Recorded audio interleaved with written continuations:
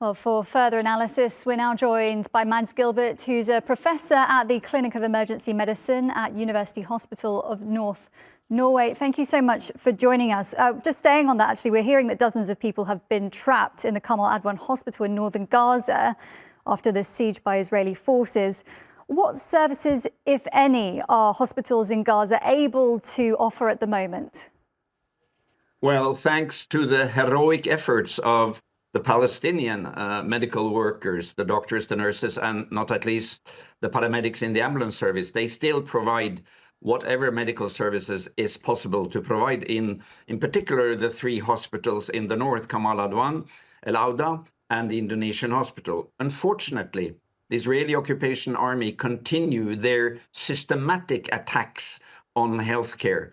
And it was recently documented in the released report from the United Nations Special Commission that the Israeli occupation forces through the last year have actually perpetrated 1,018 attacks on healthcare in the West Bank and in Gaza.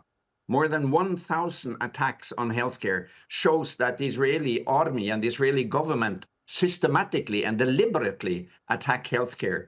And I just got a message this morning from the director, Dr. Eid Sabah at Kamal Adwan Hospital. And I want to quote to you and your listeners what he says. He says, quote, "Children have been martyred at Kamal Adwan Hospital following the Israeli bombing of the main oxygen station. Israeli occupation forces have advanced again in the direction of Kamal Adwan and fire directly at the hospital. Continuous artillery shelling on Kamal Adwan Hospital in the north of the Gaza Strip. The hospital is now being targeted directly and continuously," unquote. So this is, I cannot imagine any more coward way of waging an armed struggle than to attack women, children, civilians, and the hospital and medical system. This is the art of mean and inhuman way of trying to control whatever the Israeli occupation army wants to control. Had they been fighting man to man, we could have understood it. But these continuous attacks on healthcare and on the very vulnerable civilian population, in particular in North Gaza, is of course completely unacceptable. It's against international law, and it is a shame to the United States, to Israel, and the Western governments who still support Israel. And Mads, on top of those attacks on hospitals and aid, we're hearing that no aid has been able to enter for weeks now, no food, people are struggling to find anything to eat. How will Palestinians be coping at this time? What resorts will they be going to find food?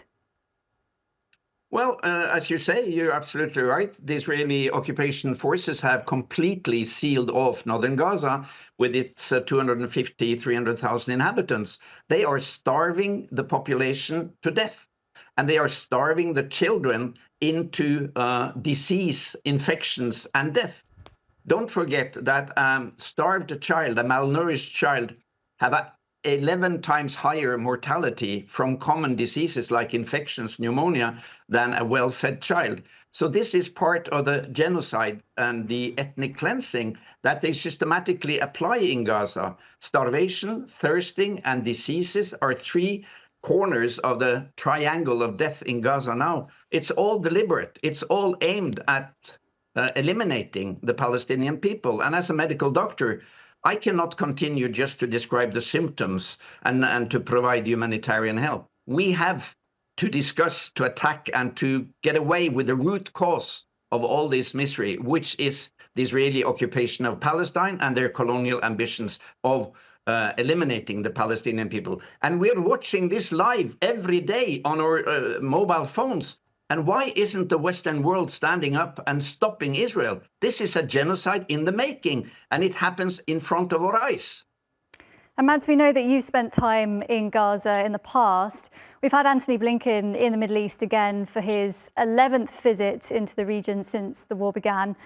No updates on ceasefire negotiations yet, but are you hopeful that this could be something that happens in the future?